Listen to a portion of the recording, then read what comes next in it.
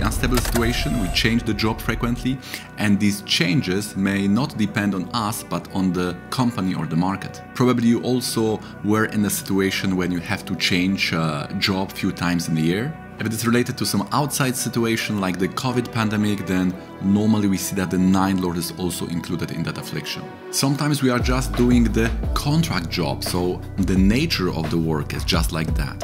Then the ninth house in the chart of career dashamsa will be accentuated.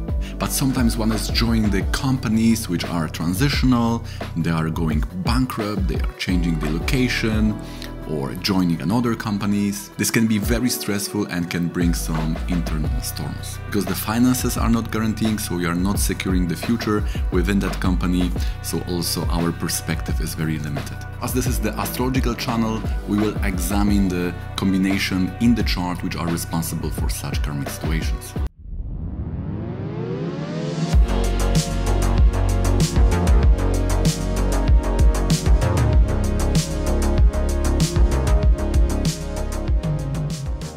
That chopped earth or burnt earth is represented by Mercury, somehow joining the Ketu, which is the south node of the moon. So we learn that the fiery grahas like Sun, Mars and Ketu, they are heavily afflicting the Mercury. Mercury offers the possibility to develop, and it represents some kind of solid frame, a line. It wants to continue because it shows sustenance. It's just like the earth, which is bringing that base. This is the solid structure for whatever we want to put there. But if there is some Ketu association, then this line or frame is chopped, it's broken. So if we translate this symbolism to what is happening in our actual life, we remember this translation in astrology from symbolism to ideas or energies, and to this conventional manifestation in our life, what we can grasp with our senses. This is chopped work, chopped profession. We are changing every few months, every year. So that is this Mercury, the solid line interrupted by Ketu. Now this may show also the breaks in whatever the Mercury is showing.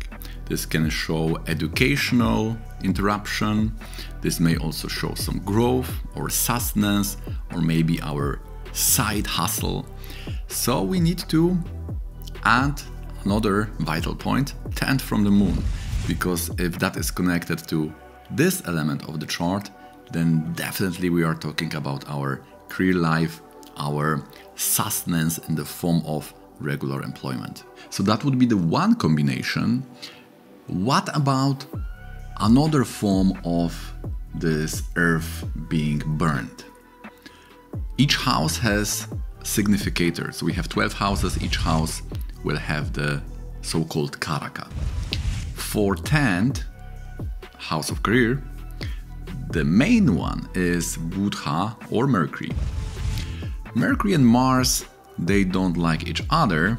The relation here is quite ambivalent because Mars is also having directional strength in the 10th house. It is the best house for Mars because finally he can compete there, right? In the 7th house here, competing with a relationship, in 4th house in a home. So in the 10th house, this is the healthy playground for Mars. He can show his stamina, his passion, his fire. But then the Mercury being the kavaca of the 10th house, so when Mars is in the 10th, it is often also showing the companies going bankrupt. The companies are ending, and this is also creating this stressful situation of interrupted jobs. So again, we have Mars burning, interrupting, afflicting the solid structure, the kavaca of the 10th house, the significator of the 10th house. And we have one more here. Mars hates the 12th house from its placement. So Mars in 10th, we know, is not the best for the father, either relationship or presence, or even the karma in the father's life, health, finances, relationships. And also 9th house, we know, house before 10th. So this is our specialization. Therefore studies are in the 9th house. So Mars in 10th can also provide some challenges for our specialization. Then we have learned that 2nd, 6th and 10th house in the chart of work, in the dashamsa, So this is the great thing about Vedic astrology, that we have the main chart, but we can open the work chart. In that work chart, we will have exact all the works, all the businesses. We can use the planets when they will be active. We can see now it's time for business, now it's time for employment. Now we have the change work. In 5 months, you will have promotions. So we can do all that with the dasha, which is the timing system, and this special additional chart of work. So here we know that the planets in the 2nd, 6th, and 10th will show the stable jobs. So if you don't have there any planets, only the drishti, then this is also showing something for a short time. If that is connected to the 9th house, this will show the contract jobs. So now we have these 3 rules to check in the chart: Mercury and Ketu, Mars in the 10th, and these artha, kona in the dashamsa. So before going into this example chart, when we put the birth details of this person, we see that this chart is just end of Aquarius. So we have to check, because it could be also the Pisces. So we have to rectify the chart. So rectification is the process of setting the accurate time based on the shifting of ascendants. Ascendant is the 1st house in this additional divisional charts. These divisions, the additional charts, as we said before, are representing the areas like marriage, children, properties, education, spirituality, finances, career, and so on. And the main chart is changing approx every 2 hours. Then these divisional charts will change every 10 minutes, every 15 minutes, and so on. So they are very sensitive to time. Therefore, it's very important to have proper documented birth time.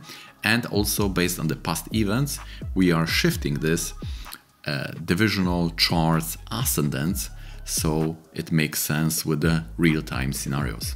So this is something which distinguishes the good astrologer from the rest, that he is taking the time to rectify those divisional charts, because if you have them properly set, then you can use those details and, what is most important, the timing to prognosticate the future in those areas like children, properties, finances, career, education, spirituality, and so on. So you cannot depend on the Rashi, which is the main chart only. You need to have at least Navamsha. And then for these timings and those additional details, you need to have this Varga to be able to prognosticate about the specific areas. So what are the arguments for Kumbha or Aquarius? Because I finally said that yes, this Aquarius is proper.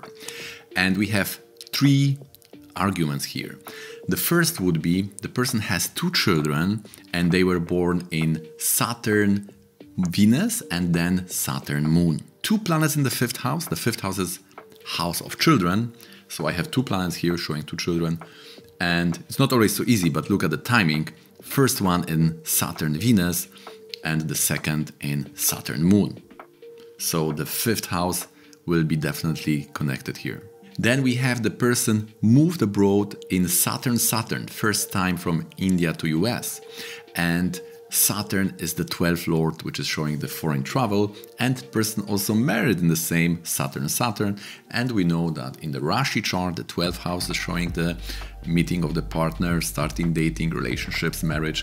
In the Navamsha, it will be 7th house. Then what is very important, the 5th and 8th for Aquarius are loaded by Mercury.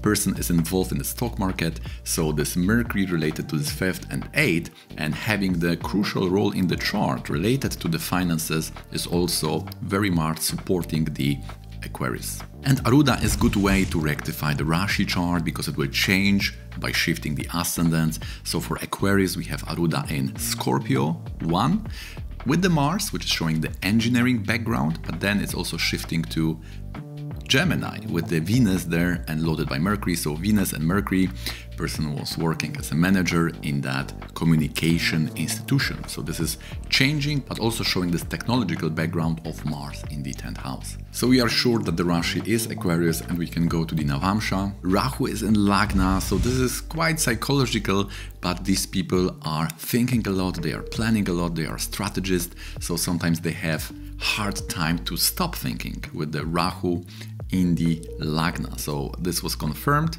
Of course, as I said, you always need to be careful when rectifying the chart with these subjective psychological traits because they can get easily stretched. So then we need to have something more objective. The person was working from this company related to phones, which are these electronic devices. So we need for this ketu, and ketu is aspecting exalted from the 10th house and lording the 10th house for the Gemini Navamsha. What is most important, the marriage has happened exactly in the Sagittarius dasha. So Sagittarius is the 7th house, so we see Aquarius Rashi is fine, and I'm also happy with Gemini Navamsha. Now in the dashamsa, this is getting quite tricky, but Scorpio is what I decided for, and this is mainly because the person has lost or changed or ended the job in dasha of Mercury Rahu. So Mercury would be the 8th lord and is placed with the Rahu. Then this work in the communication as a coder is justified by 6th lord Mars having the yoga with Mercury. So Mars, Mercury, Rahu can give some form of research, and this is all in the Ketu sign Scorpio. So Ketu is again bringing these devices. So this is all done for this company related to Ketu. And we also using other dasha, it was Venus Moon when the person changed and he came back to children to US, and we know that Venus Moon in the 5th house was showing this children, and 10th lord Sun in the dashamsa is going to the 12th, so it's end of job, we could say, also going abroad 12, and with the Venus and Moon coming to children. So based on these two arguments between Libra and Scorpio, I have chosen the Scorpio. Okay guys, if you like this video so far, please don't forget to click the like button. It's helping me with the algorithm to make it more visible on this platform. Also, if you like to get notified about similar videos in the future, please subscribe with the bell notification on. And now let's go back to this video. So now let's see how these 3 rules work in this chart, because we got it rectified. So this chart is ready to be analyzed. So we see the yoga. First glance, Mercury and Ketu is there. Do we have the relationship to the 10th from the moon? Because this point will show our career life, our profession. So moon is in the 5th house in the Gemini. 10th house will be Pisces. Now Pisces is loaded by Jupiter and Ketu. We have the Ketu. So 10th lord from the moon, it is connected to this chopped earth yoga. By the way, Mercury is showing communication, Ketu is again showing this small machines, so this telephone devices, but nevertheless this combination is bringing the problems to the Mercury. The next point, we have Mars in the 10th. This is very good for esoterics because Mars is in the own sign, so the Ruchaka yoga is providing this.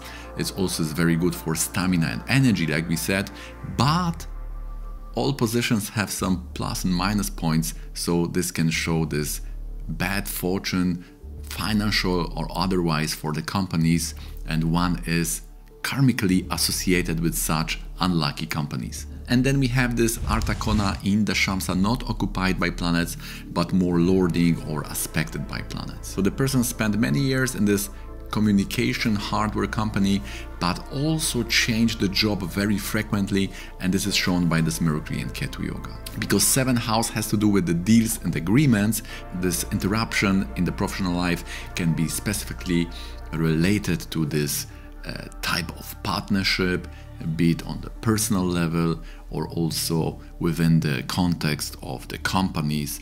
They may be joining another companies like a client and working on the other company's resources, and such situation is when the 7th or 8th house are very much accentuated in the chart. People say that Vedic astrology is deterministic, but we are not left with these statements. We can do something about them, and that corrective measures are called upaya or remedies. And we work on them mainly through sounds which are activating these energies on the 2nd level, right? We have symbols, ideas or energies, and then this manifestation.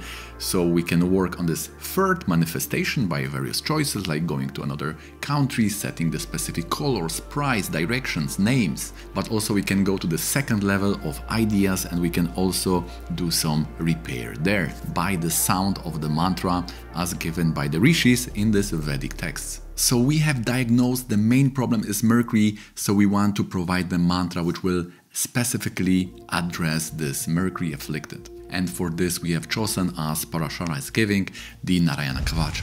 And slowly, by doing the sadhana, it will change the situation and will provide the stable job circumstances. Now, as you know, we are giving the mantras which are healing the negatives and also enhancing the positive. So the 2nd mantra, to accentuate, to take the best part of this chart and make it even stronger, is that we have found the Venus is quite nice here, being in the 5th house. So providing the Durga mantra will also heal that Jupiter in 8th house, because Venus has this Rasi Drishti on it, and by doing this mantra we are giving the needed support. So we are healing the negatives, we are blocking the negatives in this chart by providing the mantra for Mercury, and also enhancing the good part of this chart by giving this Durga mantra. Okay guys, so that's gonna be it from me. If you'd like to have your chart analyzed in a similar manner, Rashi, Navamsha and Dashamsa, with the timings, providing the remedies, then hit me up in the email below.